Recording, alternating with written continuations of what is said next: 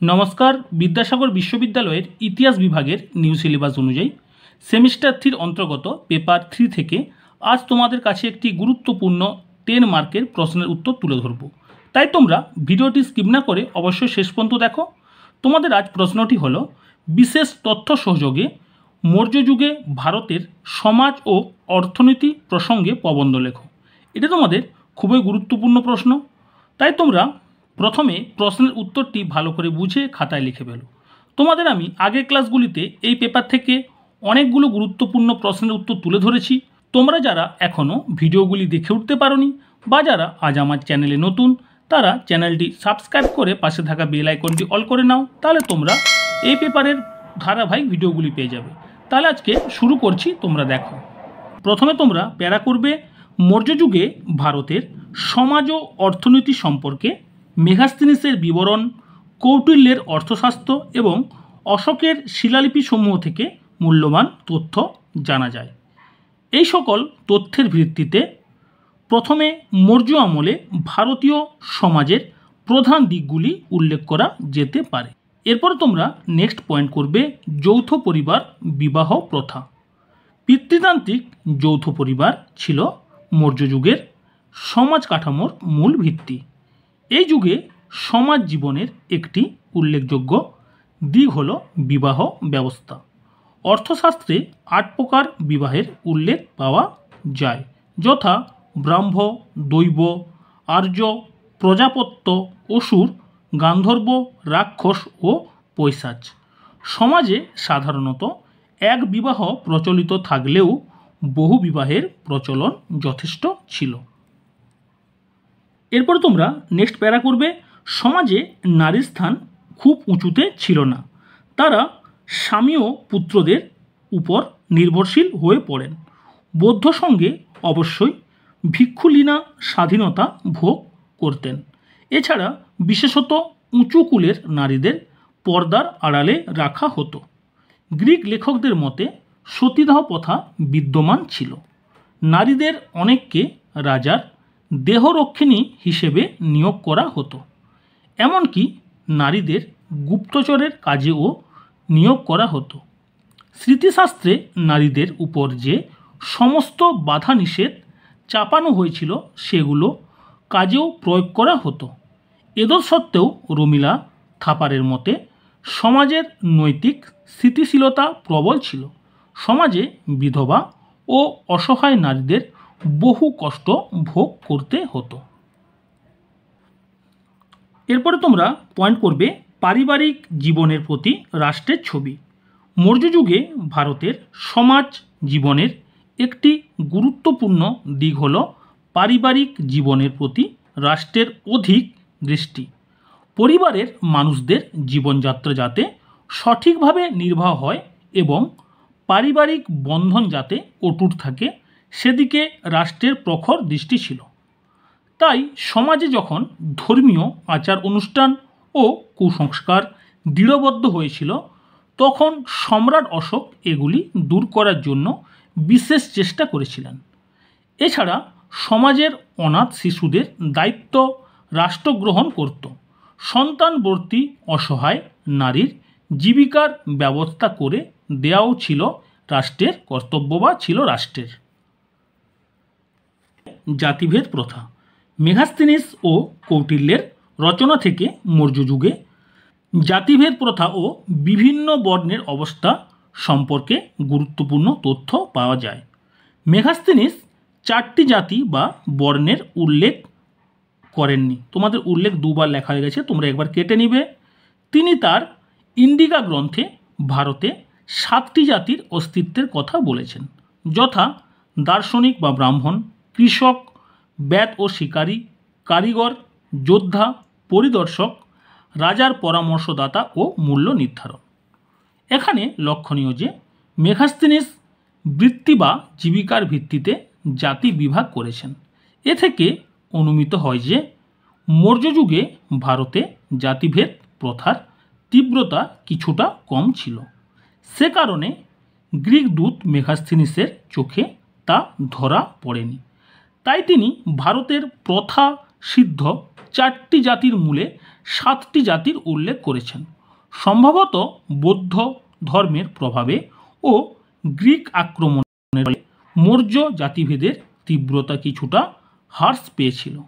ঐতিহাসিক ডিডি কোশাম্বী বলেছেন যে সমাজের অর্থনৈতিক পরিবর্তনের ফলে বৈদিক যুগে বর্ণভেদ প্রথার বহু পরিবর্তন ঘটতে দেখা যায়। এরপরে তোমরা নেক্সট প্যারা করবে। তবে মৌর্য যুগের সমাজে ব্রাহ্মণদের শ্রেষ্ঠত্ব অনেকটা অক্ষুণ্ণ ছিল। মেগাস্তিনিসের বর্ণনা ছাড়াও বৌদ্ধ, জৈন ও অর্থশাস্ত্রের দ্বারা একথা সমর্থিত হয়েছে। আবার অঙ্গুত্তর নিকায় হতে জানা যায় যে মৌর্য যুগে অনেক ক্ষেত্রে ব্রাহ্মণ তাদের চিরাচরিত জীবিকা ত্যাগ করে কৃষি ও বাণিজ্যে লিপ্ত হতো। নেক্সট প্যারা। মৌর্য যুগের ক্ষত্রিয়দের অধিকার ও প্রভাব রীতিমতো বাড়ে। যুদ্ধের সময় ছাড়া তারা অন্য সময় আরামে জীবন কাটাতেন। তারাই রাজ্য শাসন করত এবং জমি জায়গার মালিকও ছিল। ব্রাহ্মণ ও ক্ষত্রিয়দের সুবিধাজনক অবস্থান লক্ষ্য করে এন ওয়াগেল তার society in the time of Buddha গ্রন্থে মন্তব্য করেছেন যে রাজতান্ত্রিক রাজ্যগুলিতে এই দুটি বর্ণ ছিল শ্রেষ্ঠ এবং অবশিষ্ট জনসমষ্টির থেকে নিজেদের স্বতন্ত্র অধিকার ও অবস্থান রক্ষা করত। শেষ পূর্ণচ্ছেদ। এরপরে তোমরা নেক্সট প্যারা করবে। মৌর্য যুগের বৈশ্যদের একাংশ বাণিজ্যের প্রসারের ফলে প্রচুর ধনরত্ন পায় এবং সামাজিক মর্যাদায় ক্ষত্রিয়দের ছুঁয়ে ফেলতে থাকে। বাকি অনেক বৈশ্য দারিদ্র্যের পাঁকে ডুবে যায়। এরপর তোমাদের নেক্সট প্যারা।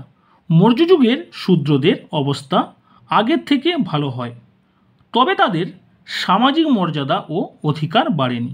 ডক্টর আর এস শর্মা বা রামশরণ শর্মার মতে কোনো রাজনৈতিক অধিকার শূদ্রদের ছিল না, তারা ছিল সেবক শ্রেণীর লোক। গণরাজ্যগুলিতে অবশ্য শূদ্ররা বেশি অধিকার ভোগ করত। নেক্সট প্যারা। যাই হোক, মৌর্য যুগে ভারতীয় সমাজের পরবর্তী উল্লেখযোগ্য দিক হল দাসপ্রথার প্রচলন।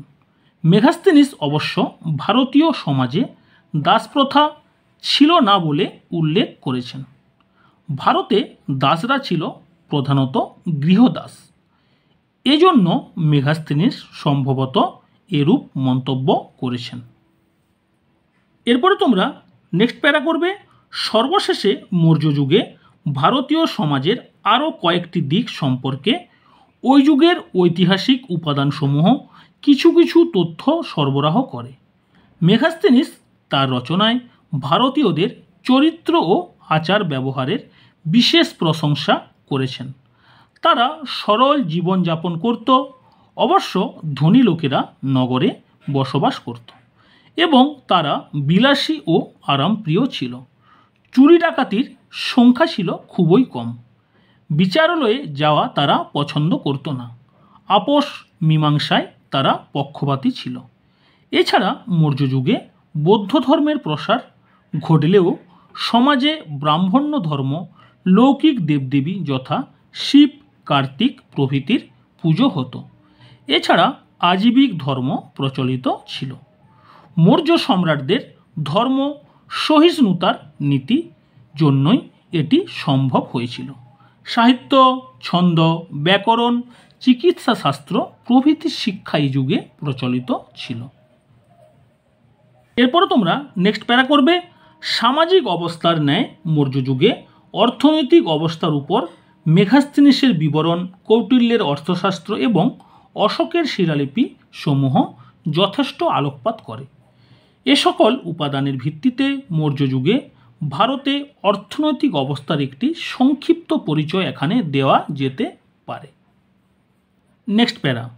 ভূমি ব্যবস্থা মৌর্য আমলের অর্থনৈতিক কাঠামোর একটি উল্লেখযোগ্য দিক। প্রাচীনকাল থেকে ভূমিতে সমষ্টিগত মালিকানার রীতি প্রচলিত ছিল। ডক্টর অতীন্দ্রনাথ বসুর মতে মৌর্য যুগ থেকে ভূমিতে সমষ্টিগত মালিকানা হ্রাস পেয়েছিল এবং কৃষকের ব্যক্তিগত মালিকানা ও রাজার অধিকার দুই উত্তরোত্তর বৃদ্ধি পেয়েছিল। মেগাস্থিনিস বলেছেন যে ভারতে সকল জমির মালিকানা হলো রাজা, কিন্তু প্রাচীন সাহিত্যে এবং সমকালীন শিক্ষালিপিগুলিতে জমির উপর ব্যক্তিগত মালিকানা তথা ভূমিদান ও বিক্রির উল্লেখ দেখা যায়। তাহলে আজকে তোমাদের কাছে পেপার মেজর 3 থেকে 10 মার্কের একটি গুরুত্বপূর্ণ প্রশ্নের উত্তর তুলে ধরলাম। তোমাদের যদি আজকের এই প্রশ্নের উত্তরটি বা নোটটি ভালো লেগে থাকে অবশ্যই লাইক করো, বন্ধুদের মধ্যে শেয়ার করো এবং কমেন্টে জানাও তোমাদের এই ভিডিওটি কেমন লাগলো। আজ এখানে রাখছি, তোমরা সবাই ভালো থেকো, সবাই সুস্থ থাকো। তোমাদের আবার 2-1 দিনের মধ্যে নেক্সট ভিডিও আপলোড করছি।